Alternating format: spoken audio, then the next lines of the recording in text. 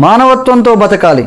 ఐకమత్యం అంటే మనం తుమ్మెద మీద రాయి విసిరితే తుమ్మెద పారిపోతుంది, అదే తేనె తుట్టె మీద విసిరితే మనమే పారిపోవాలి. ఇద్దరూ కొట్టుకుంటే ఒక్కరే గెలుస్తారు, రాజీ పడితే ఇద్దరూ గెలుస్తారు. మెట్టెల విలువ వేలలో కానీ వేసేది కాళ్ళకి, కుంకుమ విలువ రూపాయలలో కానీ పెట్టుకునేది నుదుటిపైన. విలువ ముఖ్యము కాదు, ఎక్కడ పెట్టుకుంటామనేది ముఖ్యము. ఉప్పులాగా కటువుగా మాట్లాడేవాడు నిజమైన మిత్రుడు, చక్కెరలాగా మాట్లాడి మోసగించేవాడు నీచుడు. ఉప్పులో ఎప్పుడూ పురుగులు పడ్డ దాఖలాలు లేవు, తీపిలో పురుగులు పడని రోజూ లేదు. ఏడుస్తూ ఈ లోకంలో అడుగుడుతావు, ఏడిపిస్తూ ఈ లోకాన్ని వదిలి వెళ్ళిపోతావు.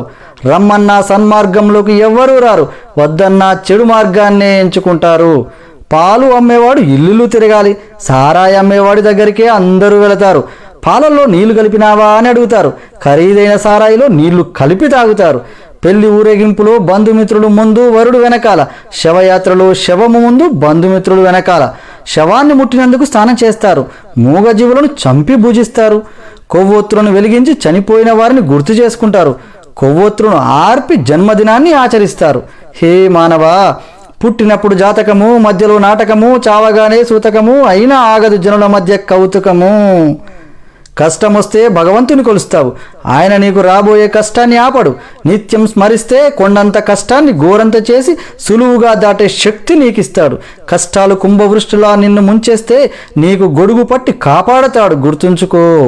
కొబ్బరి చెట్టు పెరిగే కొద్దీ పాత మట్టలు రాలిపోతాయి, జ్ఞానం కలిగే కొద్దీ తన పర భేదాలు తొలగిపోతాయి. పుండు మానితే పొలుసు అదే పోతుంది, పుండు మానకుండానే పొలుసు పీకేస్తే పుండు తీవ్రమై రక్తం కారుతుంది. జ్ఞానసిద్ధి అంచెలంచెలుగా కలగాలి, ఆత్రపడితే లాభం లేదు. సముద్రం అంత సమస్య వచ్చిందని దిగులు పడకు, ఆకాశమంత అవకాశం కూడా ఉంది. తలెత్తి చూడు ముందు, నీపై నీకు నమ్మకం కావాలి. నీపై నమ్మకం నీకు బలం, నీపై అపనమ్మకం అవతల వారికి బలం.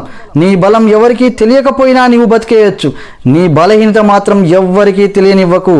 నిన్నుగా బతకనివ్వరు. మరణం అంత మధురమైనదా?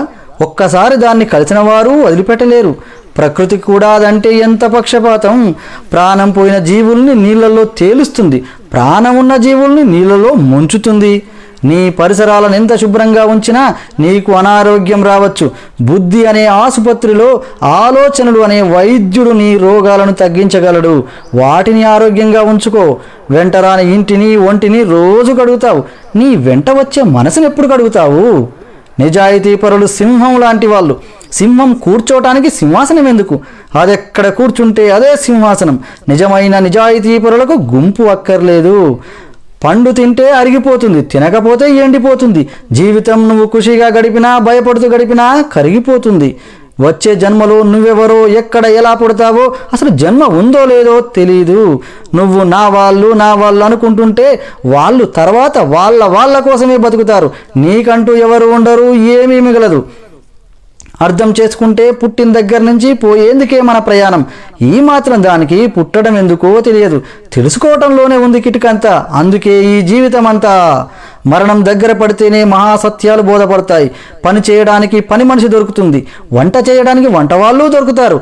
రోగం వస్తే నీ బదులు భరించడానికి ఎవరూ దొరకరు.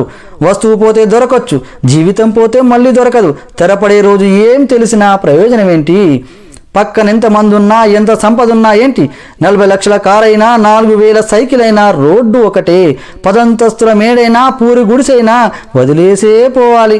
రైల్ జనరల్ బోగిలో వెళ్ళినా, ఫస్ట్ క్లాస్లో ప్రయాణించినా స్టేషన్ రాగానే ఒకేసారి దిగిపోతారు. కళ్ళతో ఈ జగత్తును చూస్తే కనిపించేవి కేవలం దృశ్యాలే. హృదయంతో చూడగలిగితే జగత్తంతా సుందరమే. మానవులుగా బతకడం కాదు, మానవత్వంతో బతకాలి. సర్వే జనా సుఖినో భవంతు.